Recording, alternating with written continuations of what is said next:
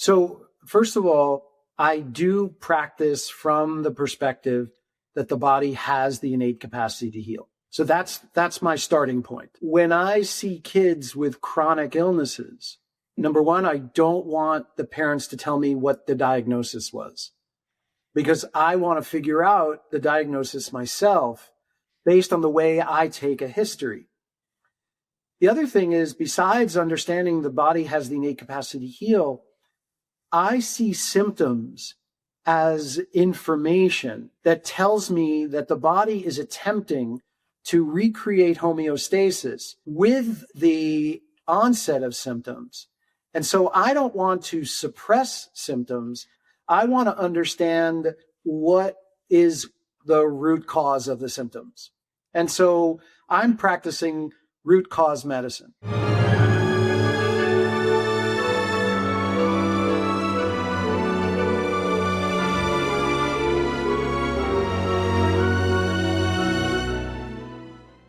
Welcome back to the Smarter Not Harder podcast, your home for 1 cent solutions to $64,000 questions. I'm your host again today. My name is Dr. Scott Scher, and it's a pleasure to be back with all of you. Today was a very exciting and fun podcast to record, and a long time coming with Dr. Larry Palevsky. Larry is a good friend of my father, Dr. Alan Scher, for about 20 years now, and I met Larry about 20 years ago as well. So here's a bio on Larry. He's a New York State licensed pediatrician who utilizes a holistic approach to children's wellness and illness. He received his medical degree from NYU School of Medicine in 1987, completed a 3-year pediatric residency at the Mount Sinai Hospital in New York City in 1990, and served as a pediatric fellow in the ambulatory care outpatient department at Bellevue Hospital in New York City. Since 1991, his clinical experience includes working in pediatric emergency and intensive care medicine, inpatient and outpatient pediatric medicine, neonatal and intensive care medicine, newborn and delivery room medicine, and conventional, holistic, and integrative pediatric private practice. And I met Larry during the transition when he was going into his own practice, actually. He's a diplomat of the American Board of Integrative Holistic Medicine and past president of the American Holistic Medical Association. He receives a pediatric board certification in 1990. He's passed his boards many times. In his current practice, Dr. Palevsky offers well-child examinations, consultations, and educational programs to families and practitioners in the areas of preventative and holistic health, child development, lifestyle changes, nutrition for adults, infants and children, safe alternative treatments for common and difficult to treat acute and chronic pediatric and adult conditions, mindful parenting, rethinking the medical paradigm, which we spoke about a ton here, including something that Larry actually does in practice overall, called what he calls forensic medicine. Additionally, he teaches holistic integrative pediatric and adolescent medicine to parents and medical and allied health professionals, both nationally and internationally. Larry is a fantastic speaker. He's a fantastic investigator. And we went through many different things during this podcast overall. He really does a great job of taking things from a base level and help all of us understand them better. So I really hope you enjoy this podcast with Dr. Larry Palevsky. If you like the podcast, don't forget to like and subscribe below so that others can see it too. Enjoy. All right, Larry, good to see you, man. Good to see you, Scott. Great to be here.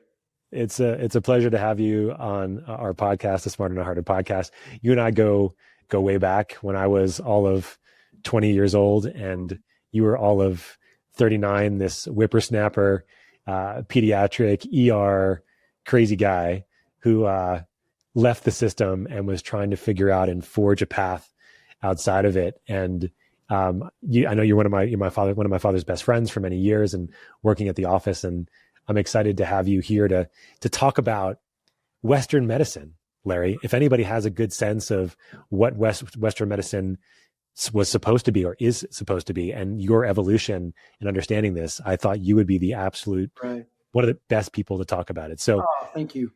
Be here. Tell me. Yeah. So interesting because, in thinking back to when we met in the year 2000.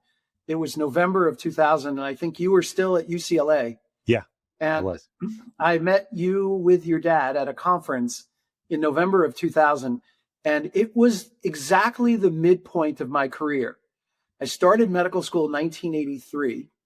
And from 1983 to 2000, all of my work was pediatric ER, pediatric ICU, neonatal ICU, inpatient pediatrics, outpatient pediatrics, newborn nursery medicine, delivery room medicine.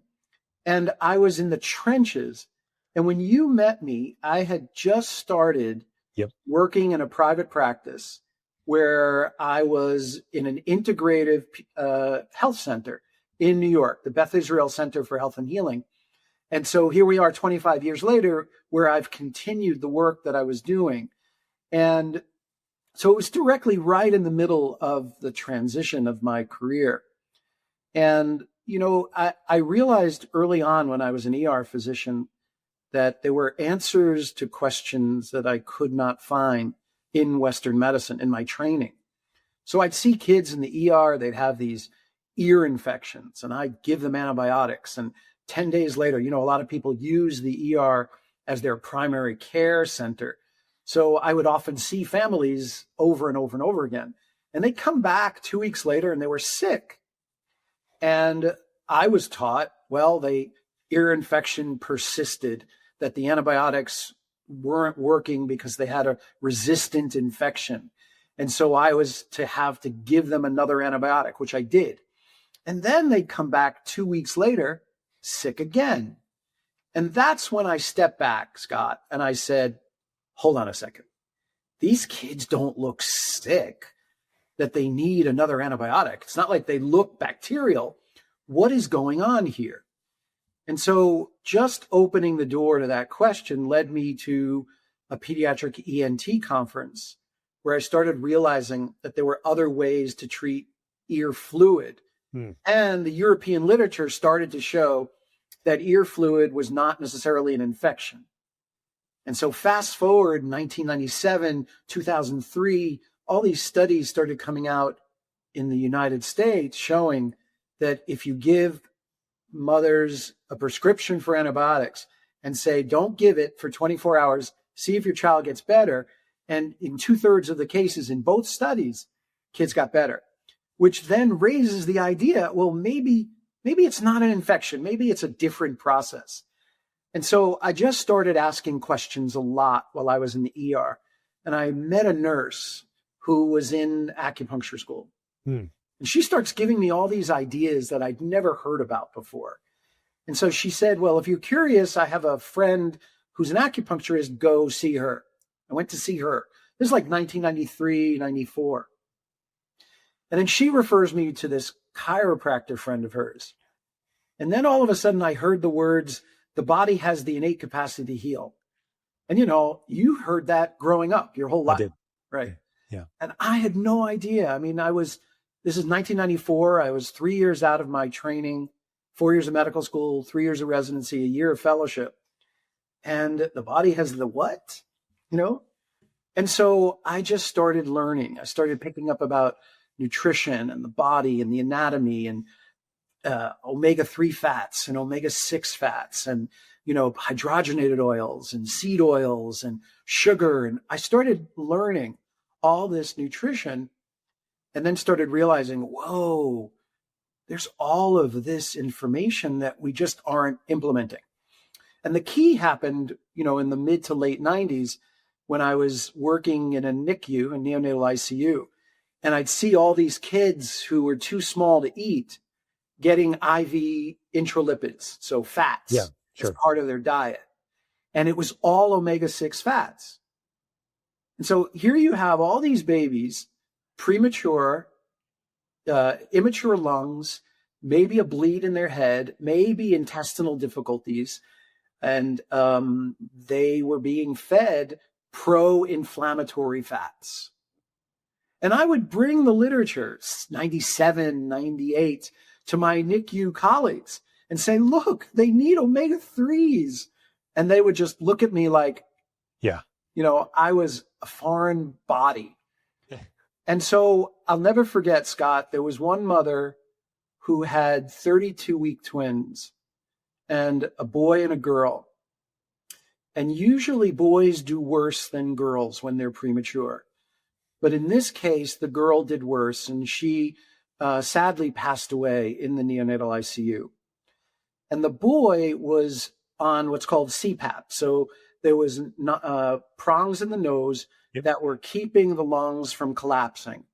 And the kid was on 41% oxygen. And I pulled the mom over and I said, I'm really sorry. I said, I'd like to help you get your son better. I said, I want you to take, because by that time, she was pumping breast milk and they were putting it in an NG tube. Yep. And I said, I'd like to recommend that you start taking 2 grams of DHA a day in the form of fish oil. And I don't remember if I showed her some article, but I got her to believe me. And she started to take the 2 grams of fish oil. And within 2 days, the boy's oxygen, which was lingering at 41%, Scott, for days, just would not come down. In 2 days, it was down to 29%. And then it went to room air quickly, and the kid flourished. So the kid would be about 27 years old now, 28. And I thought, wow, there's really something here.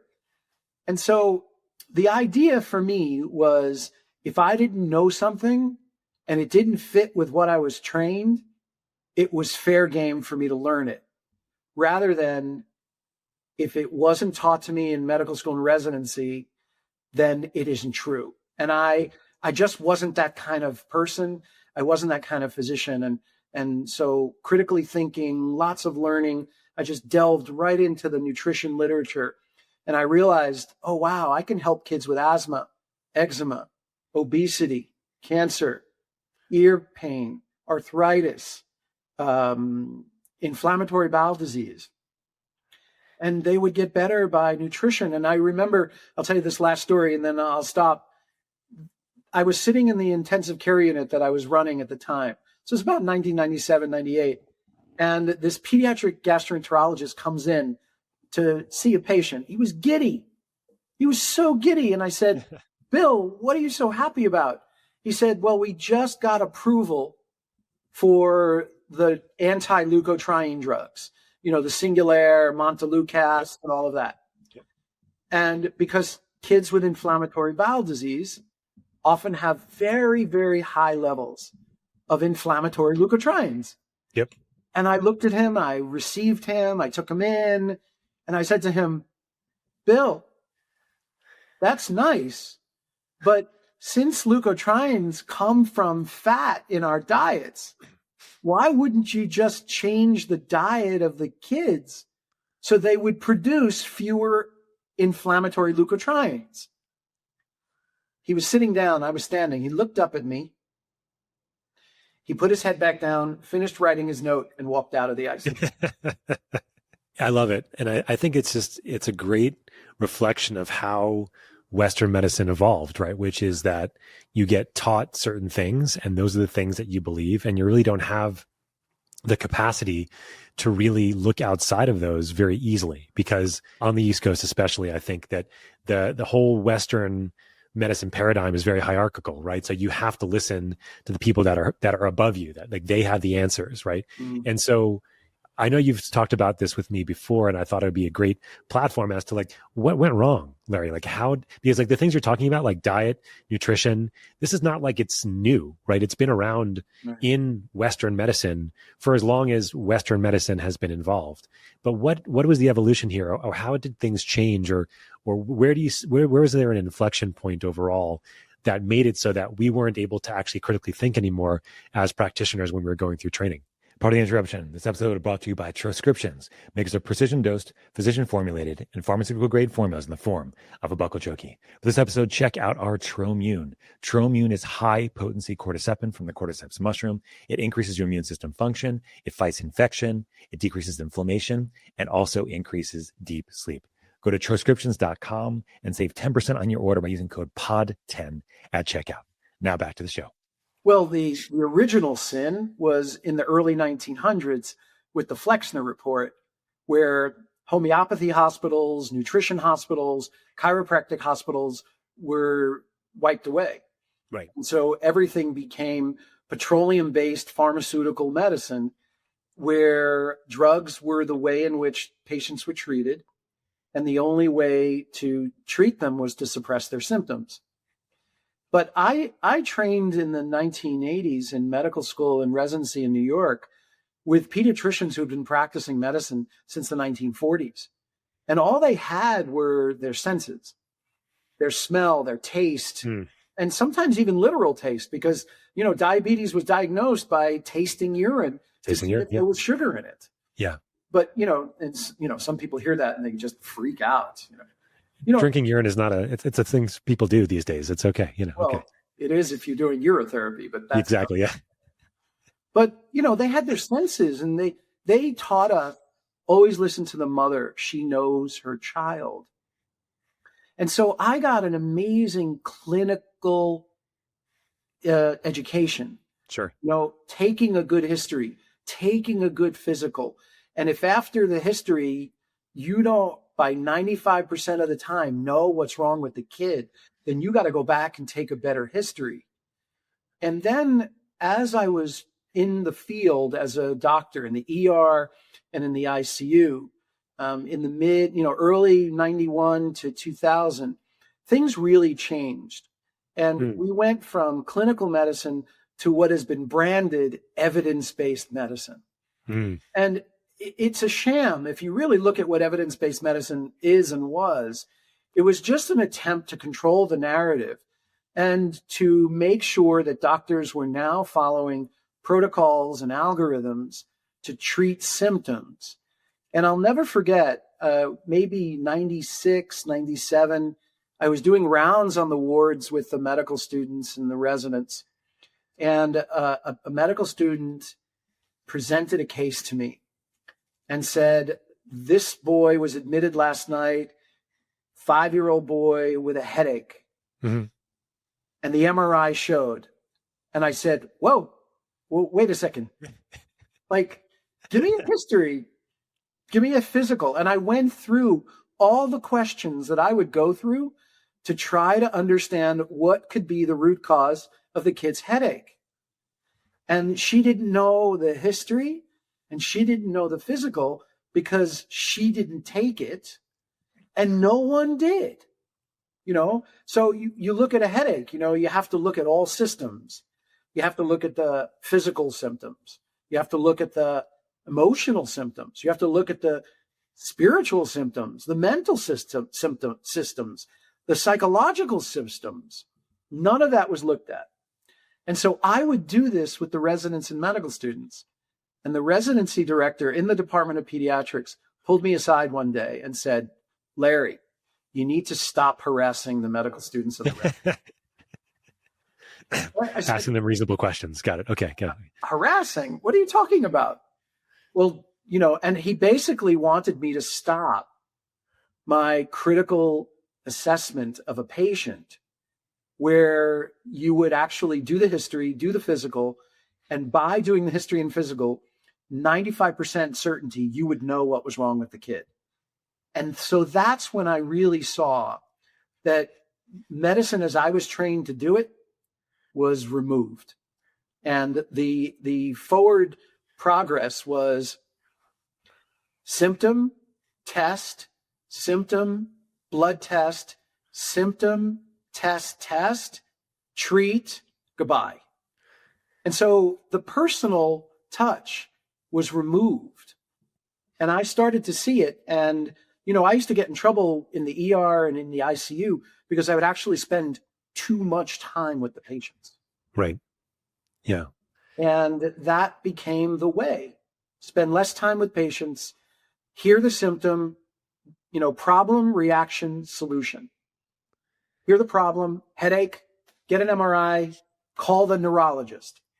Yep. And when I was trained, Scott, the neurologists, the hematologists, the nephrologists, the gastroenterologists, the immunologist, the dermatologist, the pulmonologist, the cardiologist, the urologist all said, do the workup yourself, go as far as you can, and then when you're stumped, call us. And that's been lost. So so what you said there was like a number of things that are really interesting to me. First, I guess, is this emphasis on history and history taking and physical exam. do you think this was lost because of the insurance model and how doctors were being reimbursed and forced into this evidence-based, platform or this paradigm? Or was it for other reasons that doctors weren't going into medicine for the same reasons as they were early on to become, these kind of, sleuth physicians and being able to do it from a clinical history and physical? Or what do you think was the main shift there that changed everything? Well, there's a surface answer and then there's a darker answer. Okay. So okay. I'll go with the surface answer, which is you're correct. I mean, insurance companies in the 90s completely took over medical care with HMOs and all the groups that they were buying up. Doctors were now employees of hospitals. Private practice was no longer possible. Doctors no longer made their own fees, and this was all set up. And then the insurance companies dictated how long you can spend with a patient, what was reimbursable, what was not reimbursable. And then they set up bonuses for physicians based on the number of tests they gave, the number of tests they did, the number of referrals they gave, the number of interventions, pharmaceuticals they gave, and vaccines that they gave. So all of that became the way medicine was practiced, and doctors were no longer practicing medicine. And if they didn't like it, they were fired. Yeah. Right. Got it. So there's that. That's one thing. Yeah. But I think if we have what I like to call a retrospectoscope, if we actually look back to see where we are today, getting rid of physicians was part of the plan. Because we're now at the point of AI and protocols where you may not need physicians anymore, where you actually remove the person from the equation, even though every study for decades shows that there are fewer medical errors, there are fewer law cases suing of doctors when patients have communication with their physicians. But nobody really cares about that because it became only what's reimbursable and only what the insurance companies can make more money from. So if you eliminate doctors, you actually can your costs go down and your revenues go up because now you're the hospital or the insurance company and you're making all this money and you don't have to pay high-level skilled clinicians. You can now use algorithms in computers based on, well, you have this symptom, do this. If this happens, then do this. If this happens, then do this. And so I believe, looking back from my memory, and that this was in the works the whole time. And I know that's a little darker, but it was there. So commoditizing doctors in the sense of making them part of the algorithmic wheel, but making them less and less needed as that wheel and that machine has grown. And I was going to ask you about AI later and how you think doctors and AI can work together. But maybe we can, hold off on that for a minute. I think one thing I wanted to ask you, which you said earlier, which I know is controversial, but I think it's an important point to talk about. As you said, we talked about going from a clinical framework to an evidence-based framework, but you also said that the evidence-based framework is a sham. And I want to dig into that a little bit because one thing that I always talk about with my patients is that whatever you think is the evidence-based care likely will change in 5 to 10 years, always. So we think that you should use a beta blocker for this, or you should use a antihypertensive for that. But even when I finished my training, one of the ladies that was supervising me, she's like, everything that we taught you will be obsolete in 5 years. Yes. And I was like, well, how could that be if you're showing me that you have all these evidence, randomized placebo-controlled studies that are telling you that X, Y, and Z are true? How could it change, right? So maybe dig into a little bit about why you think that whole framework is missing the whole boat, missing the whole point of clinical medicine or for patient care. Well, very early on in the 90s, I started to realize how many studies were doctored and how many articles were ghostwritten and how much data were actually faked to get an agenda. And I realized very early on, Scott, that the scientific method was being toyed with. And so they were telling you we're doing evidence-based medicine, but it wasn't evidence-based. It was preferential solution-based. We need this outcome. And so over the last 27 or so, 28 years, so much information has come out about how many scientific articles are fake. You had the editor of the New England Journal of Medicine maybe 15 years ago saying how few articles are actually legitimate. And then you start realizing how many lab scientists and clinicians who were given grants were actually threatened that their grants would be taken away if they didn't come up with the results that were desired by some upper authority who was pulling the strings. And, you start to, I then look back on when I was in medical school and I said, oh, that's why we had so many good lunches. That's why we had so many opportunities to go on weekend trips, because I started to see very early on what role the pharmaceutical industry played. And as I started practicing Western medicine the way I feel Western medicine can be practiced, I started realizing that I didn't need pharmaceutical medicines anymore, that I actually could practice without them. And then once that happens, you realize the influence on the efforts that are made to force doctors into believing a sales rep about a drug that the doctor isn't even aware of in clinical trials. We know how many clinical trials are doctored, and we know how much money, Scott, pharmaceutical companies have had to pay in fines for hiding data, ignoring data, changing data, not telling the public what they found in order to propagate a narrative, the narrative and the income that would come by selling the drug. So that's what became evidence-based medicine, and it is a sham.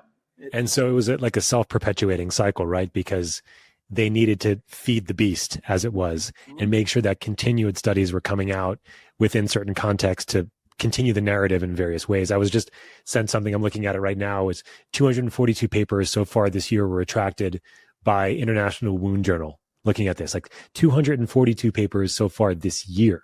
And we know about all the Alzheimer's trials and the studies that were published in the early 2000s, like the amyloid plaque hypothesis and things like that, and doctored Western blots. It's like the perverse incentives, and I don't even know what the percentage is, but I know it's high. Like the percentage that will be published of positive report, like of findings versus negative, is like it's like 80-20 or something like that, right? Yeah. I mean, look at statins, right? I mean, when I was training in the 80s, what was a normal cholesterol? 300. That was normal? 300? Okay. 300. Okay. Yeah, 300. And so now everyone wants to get below 200. And, the idea that cholesterol is bad is not understanding that cholesterol is only the response to something bad.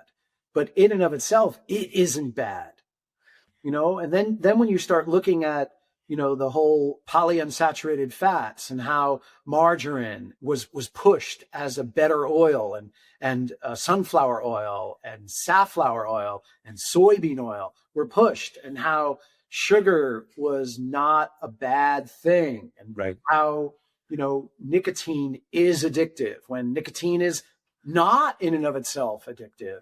And so, once you pull up that rock and you look in, you go, where does it end?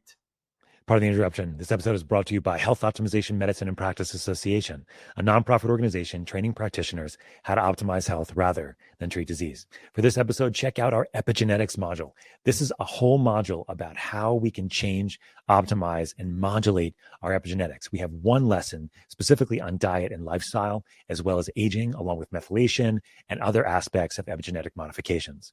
Go to homehope.org and save 10% on any module, including epigenetics, using code podcast10 at checkout. Now back to the show. It doesn't. Yeah. And I think some of those topics are really interesting ones to dig into. But I guess my next question for you, Larry, is, so what do you do in practice? Like, you're not using pharmaceuticals, like you're practicing what you would call like a framework of true Western medicine. So tell me a little bit about, and I think, a lot of people that listen to this podcast they're practitioners. They're in practice. A lot of them have left the conventional world or are thinking about it. They're curious about outside of what the world is outside of the medical system. And this is not an easy one for me to leave. As you know, I've been weaning myself off of being a hospitalist for many, many years. But that's just about done, thankfully. But what is your framework? How do you think about Western medicine, and what kind of pearls can you give us along the way to help others kind of maybe make a similar exit or, turn? So first of all, I do practice from the perspective that the body has the innate capacity to heal. So that's my starting point. Love it. Yep. And so when I see kids with chronic illnesses, number one, I don't want the parents to tell me what the diagnosis was, because I want to figure out the diagnosis myself based on the way I take a history. The other thing is, besides understanding the body has the innate capacity to heal, I see symptoms as information that tells me that the body is attempting to recreate homeostasis with the onset of symptoms. And so I don't want to suppress symptoms. I want to understand what is the root cause of the symptoms. And so I'm practicing root cause medicine. Okay. And so when I say the body has the innate capacity to heal, this is what I mean. And I'm going to get medical for a second. So as deep as you want to go. So when I see kids who have been sick a lot, and they're given lots of over-the-counter medicines and lots of antibiotics and lots of steroids and lots of pharmaceuticals, I step back and I say to the parents, all right, I'm going to ask you a question. One, why does the body, exhale through the lungs and the airway? 2, urinate through the kidneys and the bladder. 3, stool through the intestines. 4, sweat and smell through the skin. 5, sleep and rest through the nervous system. And 6, produce mucus through the immune system. And most of them get it right. They say to get rid of wastes. And I said, that's correct.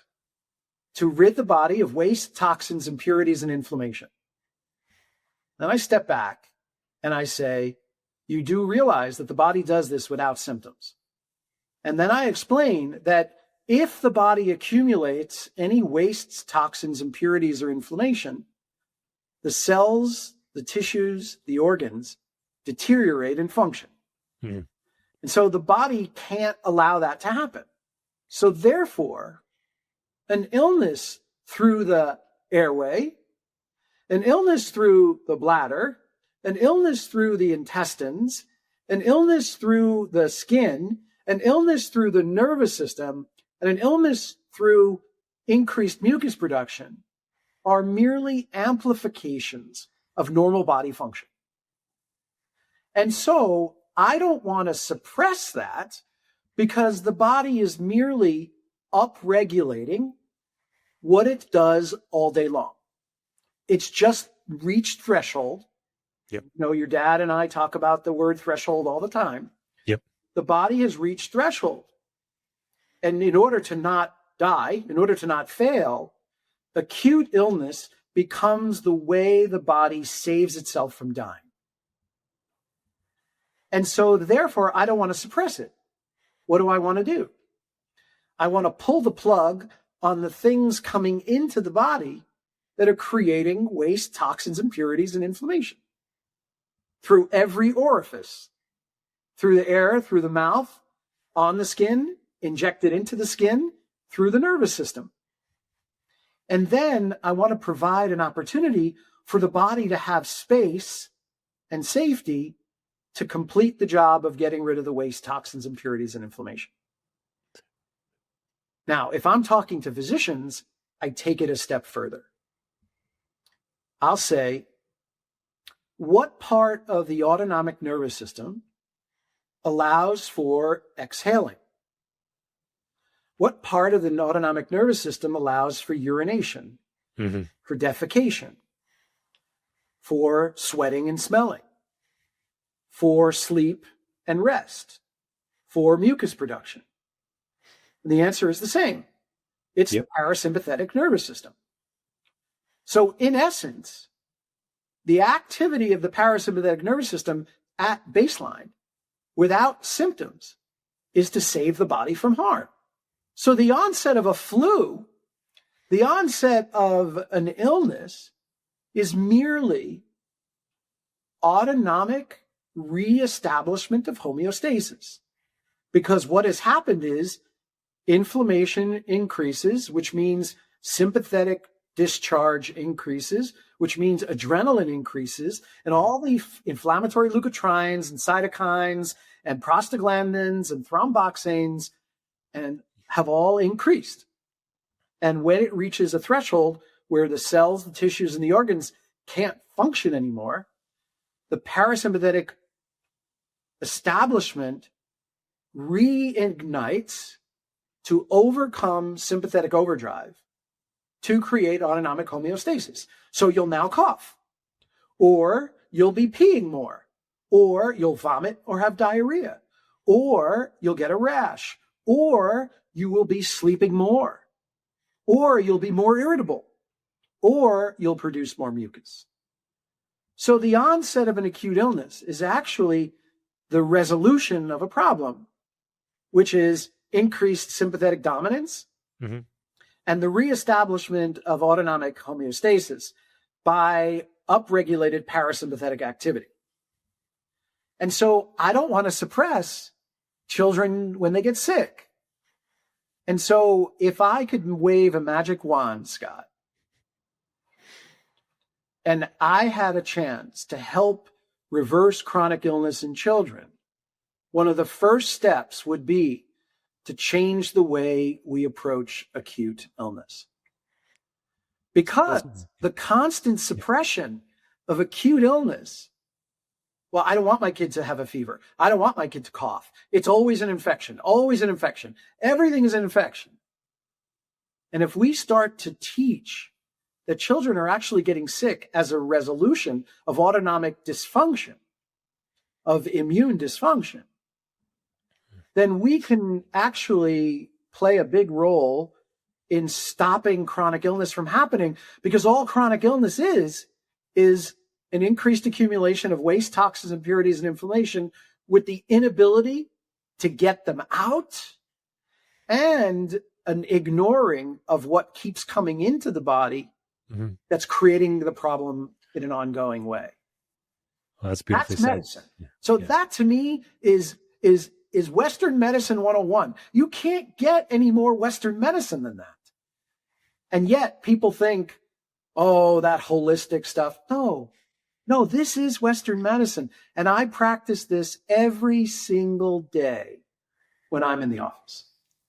That's beautifully said, Larry. I appreciate you going through that. I mean, one thing you just said there that I'd like to just double click on is the idea that when you're actively suppressing acute symptoms for acute symptoms related to whatever it might be, this is what's giving you a higher risk of having more chronic issues over the long term. Correct. So if you're treating a fever, or you're treating a cough, or you're treating joint pain, because you have a viral syndrome, whatever it might be, what you're describing here is that by not allowing the system to go through what's required, you're giving a higher risk for having more chronic issues over the long term. Right. And so when you asked me before what changed, you talked about insurance companies and we talked about evidence-based medicine. Sure. This is also what changed.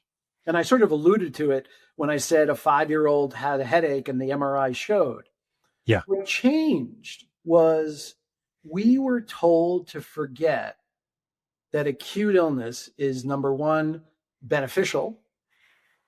And when the pediatricians taught me in the 1980s, one of the major things they said, Scott, was that they would always see developmental growth spurts in the children in their practice after they resolved their acute illnesses without suppressive medication.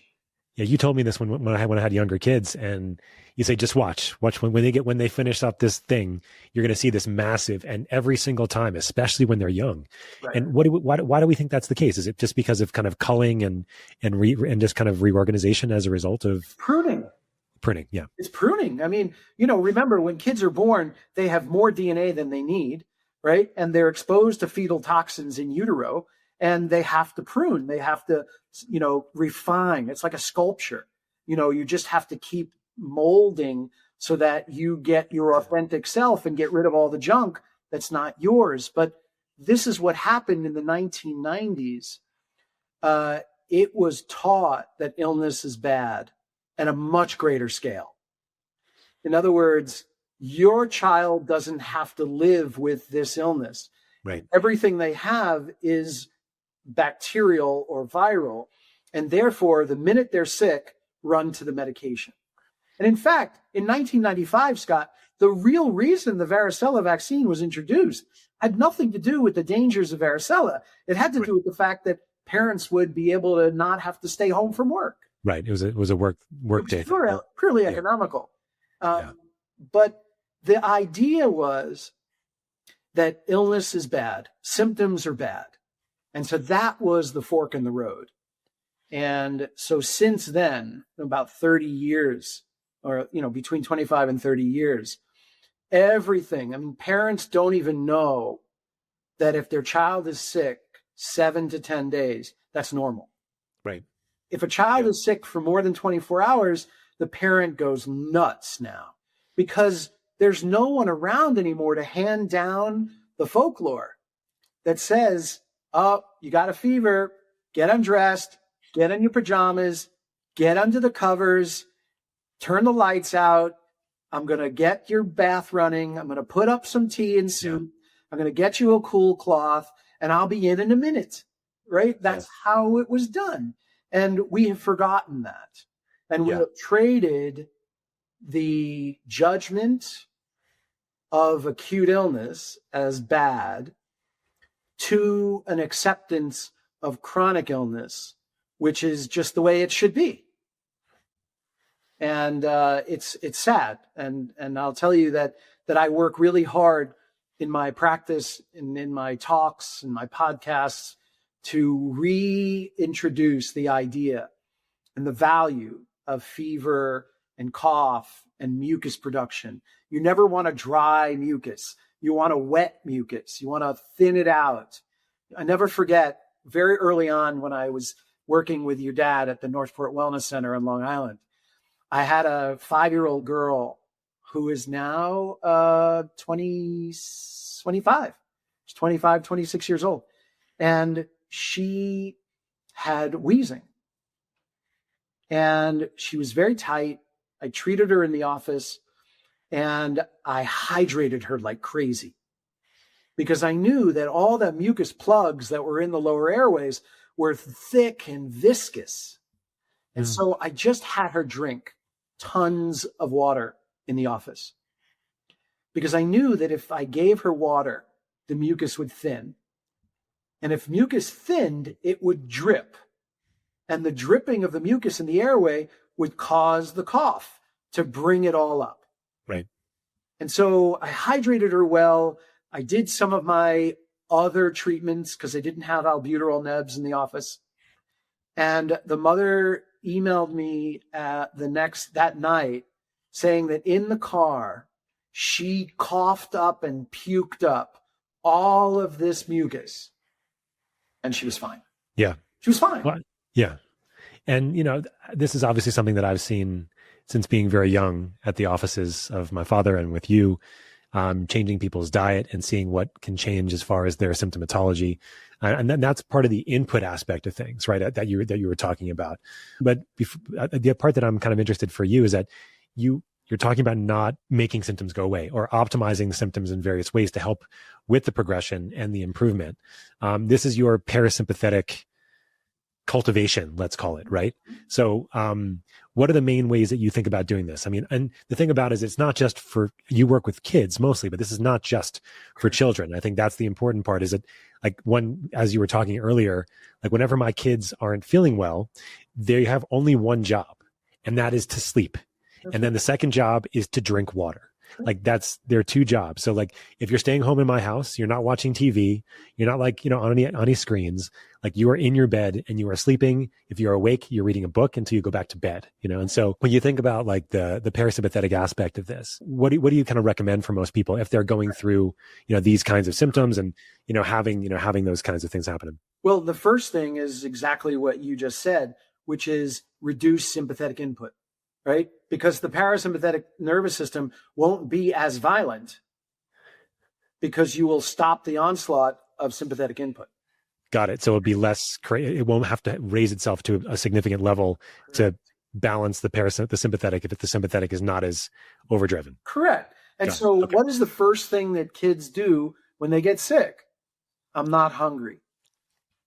And so what's the first thing that parents complain about when kids are sick? They won't eat. Good. Right? Yep. Second thing, what? No, yeah, I agree. Yeah. And the second thing is, please don't suppress the fever. And because, and again, I've been asked this so many times over the years. I remember in 1993, I was considering moving out of the ER and doing private practice with a group that had trained me in residency in New York. And my training as an ER physician was that if a kid between the ages of 3 months and 2 years comes into the ER with a high fever above 102.7 or whatever, and no source of a fever, then we would have to do a blood culture, a CBC, a urine cath, and maybe a chest x-ray, depending on the kid. Right. And I said to the pediatrician, I said, what do you do for all the kids in your office who have high fever in that age group, fever of unknown origin? He said, Larry, if I did urine, blood, and tests on every one of those kids in my office, I'd lose the kids in my practice. I said, so what do you do? And he said the following. He said, if a child had a 104 fever, 104, and was looking at you, interacting, a little cranky, but consolable. Yep. What would you be worried about that kid versus a kid who had 100.4 who couldn't keep its head up? Which child would you be worried about? And so here was a clinical pearl, Scott. So I don't care what the number is on the thermometer, even though everyone wants to know the number. I just want to know, how does the kid look? Yep. And so in my experience, using fever suppressors can be very dangerous. Number one, it often makes the fever go higher because the body needs that fever to clean itself out, to burn off what toxins and wastes need to be burned out. Number two, the fever will often be prolonged. So instead of it being 2 days, it'll now be 3 or 4 days. Right. Because the body's smart. It needs to do the work of burning this stuff out. And the biggest problem using over-the-counter medicines, especially acetaminophen, is that during a moment of fever or moments of fever, the body needs a very important chemical called glutathione. And glutathione is of utmost importance when you're sick. I mean, it is one of the first line defense. It's one of the first responders to that illness. And so when you give acetaminophen, you rob the body of its glutathione stores. And so you might think, wow, great, fever went away, but not great, because then the wastes don't get out of the body. And so you set the kid up for an illness very soon after. And that's what I used to see when parents were using over-the-counter medicines and then antibiotics inappropriately.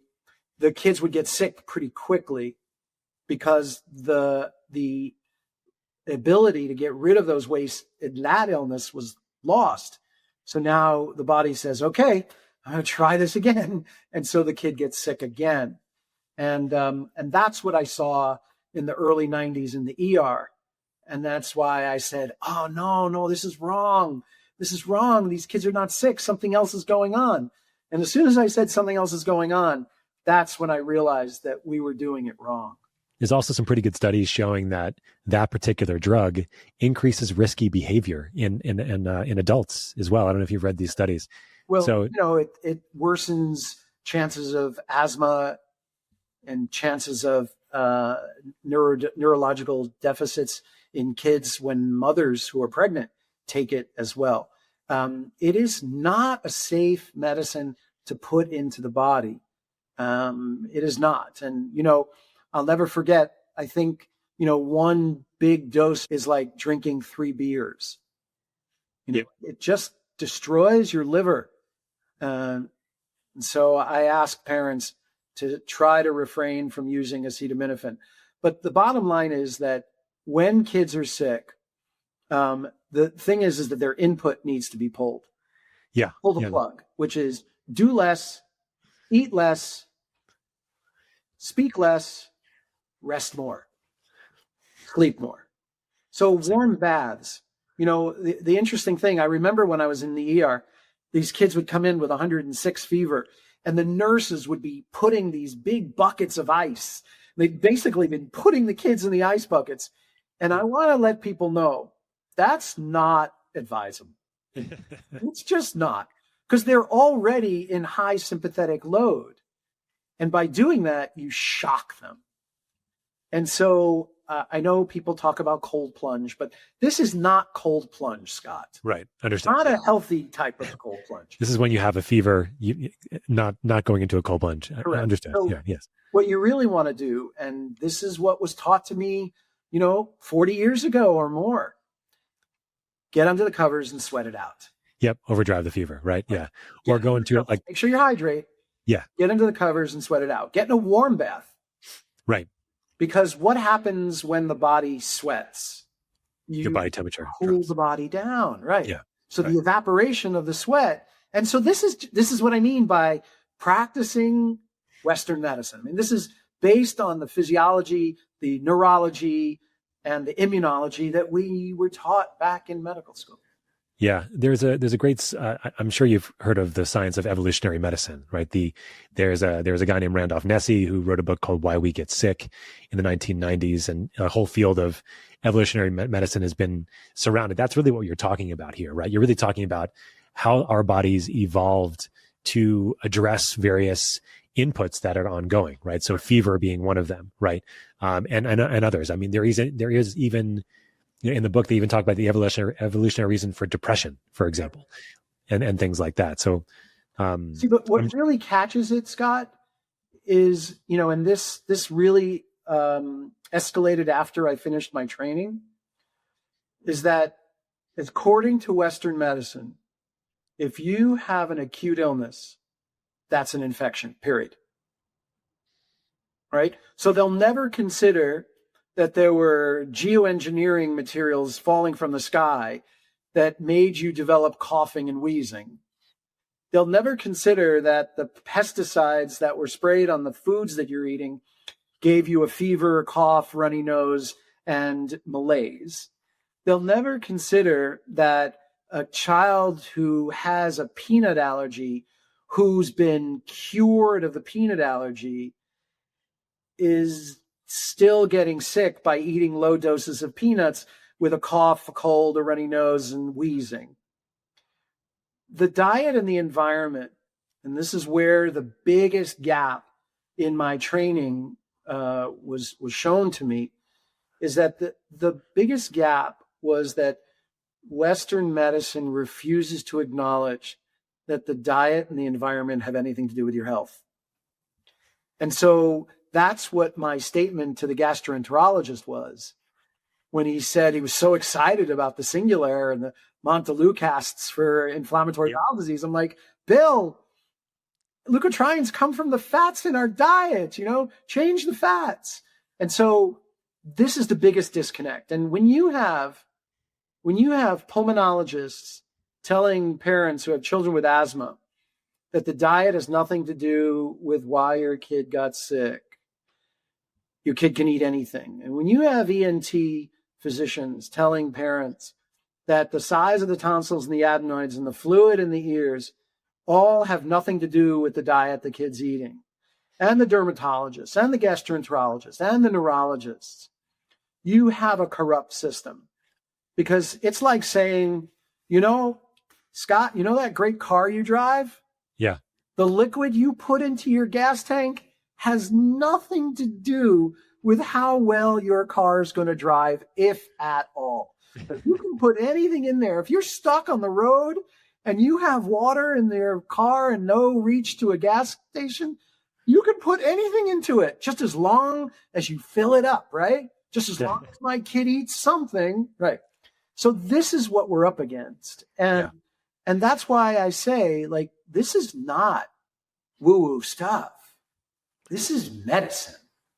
What are some of the major dietary interventions that you found to be transformative in most of the kids or adults that you work with? I mean, I'm sure that there's a lot of them, but what are the lowest hanging fruit that you've found that almost across the board that they really need to be addressed, right? You mentioned a couple things already, but I'm sure that they might come back around, but I think it would be helpful just to understand what those were. So in my experience of looking at foods as an issue, there are two categories I look at. I look at food allergy, and then I look at food sensitivity. And those are two different things, because allergy, you'll see, wheezing, coughing, tightening of the airway, vomiting, hives. Those are real evidences of allergy, behavioral problems, changes. But sensitivities can be very subtle. Yep. And in the almost 30 years of doing this field of medicine, I realized that the most common food reactions, the lowest hanging fruits, are casein from dairy products, gluten from wheat, even oats, even though they say gluten-free oats, wheat, oat, rye, barley, spelt, and kamut, and sugar. Sugar. Okay. Right. And, I've seen kids with constant runny noses, and the old saying in medicine is, well, my kid is always with a cold. That's the old saying. And the thing is that, remember, if mucus is increasing, it's because there's increased waste that need to be removed, a parasympathetic appropriate response. Sure. And, I'll see kids with constant runny noses. Their diets are clean, but they're eating tons of fruit. And what people don't realize is that fruit is still sugar. Oh, it might be healthy sugar. But in a kid who's got increased mucus, it's a big deal. And I can't tell you how many times removing fruit from the kid's diet, even after the dairy and the gluten are done, they're removing the fruit makes the kid 80, 90, sometimes 100% better. Wow. And one of the other problems is that we eat fruit all year round, and that's true. Incorrect. Right. We're going to eat seasonally, and we're going to understand that fruit grows in the warm climates. And so eating it in January in the Northern Hemisphere is not advisable because it's too cold for your body and it's too damp and it has way too much sugar. And I've seen kids get so much better just by removing the dairy, the gluten, the sugar. And then the other ones, the next layer, eggs are often a problem. Sometimes it's just the egg whites. Sometimes it's both the egg white and the yolk. Sure. Nuts, tree nuts, and peanuts can be a problem. And often soy is a big problem. And, if you start looking at the literature, since 1991, we have seen an exponential rise in fatal food allergies. And we don't have to talk about why that's happening, just the fact that it is happening. And a lot of the symptoms that kids have behavioral problems, pulmonary problems, ENT problems, dermatological problems, cardiac problems. A lot of them are food related. And, it's a big job to try to ask families to move in that direction. Yes. And one of the most interesting things that I have when I teach parents this is, well, why would my child be having a food sensitivity if they don't have any gastrointestinal symptoms? And the thing is that, remember, the body will use any avenue of exit it can to rid itself of waste, toxins, impurities, and inflammation. And so just because you eat it and now you're coughing doesn't mean that the cough didn't come from what you ate. Right. And so you could breathe stuff in, yep, and then you can develop a rash. Yep. Right. So we have to start thinking of, okay, the exit point is the skin, but where's the entry point? Is it the nervous system? Because there's a neurodermatological dynamic. Sure. Is it the pulmonary skin system? Is it the dietary skin system? Is it 2 of 3? Is it all 3?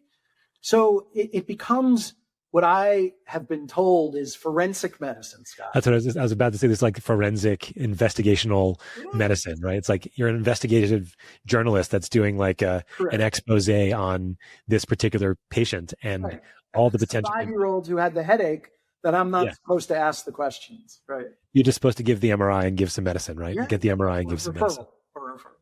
Refer to the neurologist after, right? Yeah.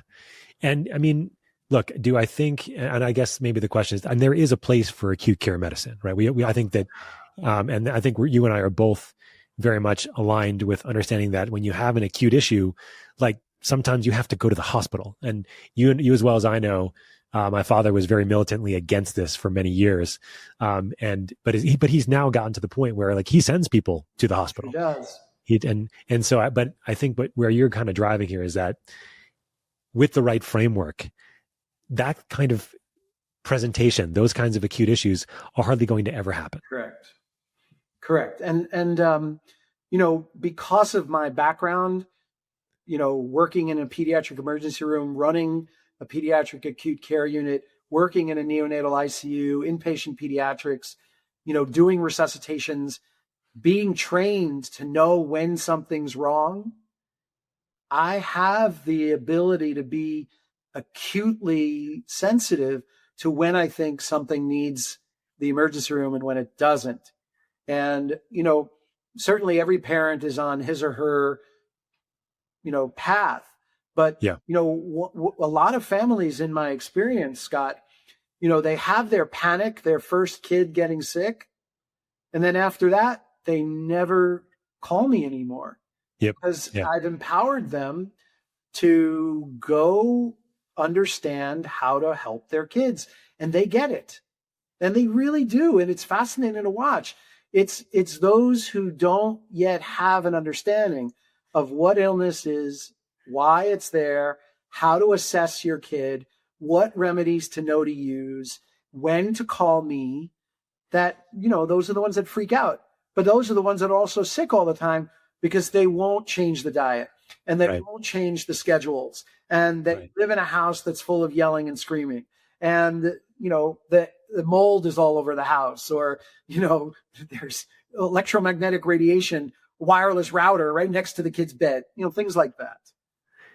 It's a big challenge, right? Because there are so many potential inputs, and that if you only moved one of those, like if you just take off the router from their head, it may not be enough to take them back from the threshold, right? So I would imagine, most of us as clinicians, our job is really to educate overall, right? And I think for you, a lot of it has very little to do with the child themselves. It has almost entirely to do with the parents, right? So, well, again, I'll never forget when I first started doing more of the forensic pediatric medicine.